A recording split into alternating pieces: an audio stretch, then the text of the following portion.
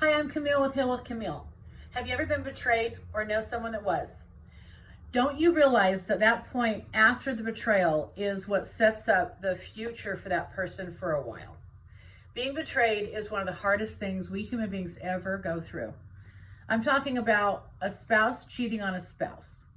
In this situation, it's a dear friend and client of mine. We'll call her S. And S was dealing with a cheating husband for quite a while and didn't know it. He met this woman at work and he started a whole new life behind my client's back. She wants to know, how do I get over that? Well, you have to be willing to, first of all. It is a choice now. In the beginning, when you're sideswiped, you don't have a choice around that. That just happens and you hopefully recover a little quickly. But you're shell-shocked, you can't believe it, you're in this state of confusion, what the F is going on, and you feel so sick. I think a big part of what happens when people get betrayed after the shock is they quit trusting themselves. They feel like, I've got a bad picker, I don't know what I'm doing, and they get mad. And they want revenge. Well, I understand that. I totally get that.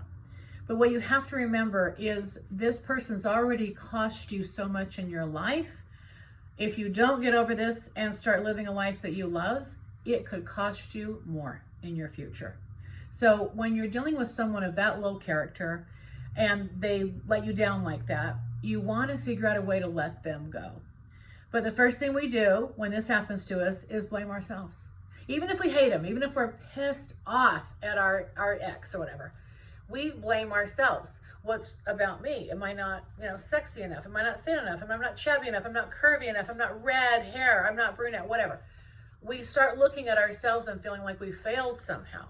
And maybe you did. Maybe there's something that you did in a marriage that didn't work for your partner. The number one reason for affairs, by the way, is revenge. I know that sounds horrible, but statistics will tell you that people get angry and they get even somehow. So a lot of women go through, I didn't have sex enough with him, I didn't whatever. Maybe all that's true. But here's the distinguishing factor of someone with low character. They don't let you know.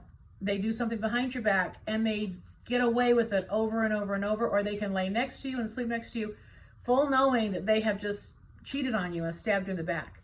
That's hard to square, right? It's hard to be with someone that can live two lives like that. And then to look at them in the future and they're around your children or they're with their family, or their life moves on, they do fine, they're happy. You're not. So this is why I say you've got to make a choice. You've got to choose that you're going to get over this and recover. How do you trust again? Good question. You have to be willing to handle anything that comes your way. Not every man's a cheater. Not every woman's a cheater. And every one of us have had horrible things happen with breakups, and we say to ourselves, I've never gone through that again, whatever that is. So then that in your past is what you're terrified to have happen in your future. So you live your life so that could never happen in your future. But what does it cost you? So here's the way out. You have to not resist anything. You have to stop being afraid of that happening ever again. And you have to trust you. You've got to get back to where you trust yourself. That no matter what, hypothetical, you get with somebody new, maybe something happens, it looks like cheating, it is cheating, whatever.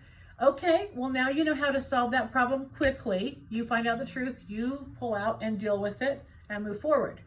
But if you stay angry, resentful, hostile, holding a grudge, I'm telling you, that dis-ease is going to make you feel diseased. And then that does show on your face. It shows in your body. It shows in your posture. It shows in your mood. So anything in your future is colored by that. And by the way, your kids will hate that. They will resent that. They will have a hard time with mom still crying over or dad still angry about. It does infect your future. So you have to get to the point where you trust yourself again. No matter what happens with anybody else, you've got you and you'll be okay. You're okay from this situation. You'll be okay from another situation if it happens. Hopefully it doesn't.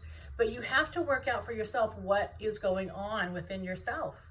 And if you're not in a relationship where you have great communication, if you've let things slide, if you step over stuff, if you just don't confront things, that's how some of these silent grudges get built. We just grin and bear shit. A lot of people do that in a marriage, in a long-term marriage. Just keep the peace. We don't want to fight all the time. I get it. But if you knew that was happening earlier, and I'm telling you, most people had some sort of sign. It isn't like there's some that are just out of the blue. But these long-term relationships, you do know when your partner is not speaking fully or telling you the full truth. So you really have to pull yourself together and decide who you're going to be moving forward.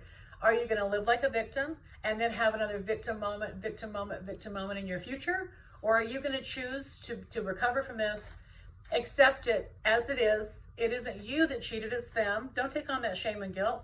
Work through how you did fail them and how they failed you. Take what's yours, own your crap, say you're sorry for your piece of it, and choose to move forward. And then you got to date again. You got to get out there and talk to people again. As friends, I think the most important thing to remember is you're not ready for a relationship, but you're ready to have communication. And you can tell your story. You got to tell your story, and hopefully you're going to find honest people that give you honest feedback and just say, well, this is how I feel like this is limiting you to have this grudge, or you want to have a friendship out of this. And then when you build that friendship and trust, things start slowly. But trust comes back when you're with someone who's trustworthy, and you're trustworthy too.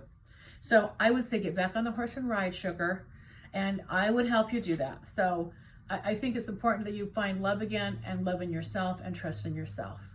You got to heal that wound bit, and it's probably time for you to start dating again. I love you, girl. Come and see me. Hope this helps other people too. Thanks.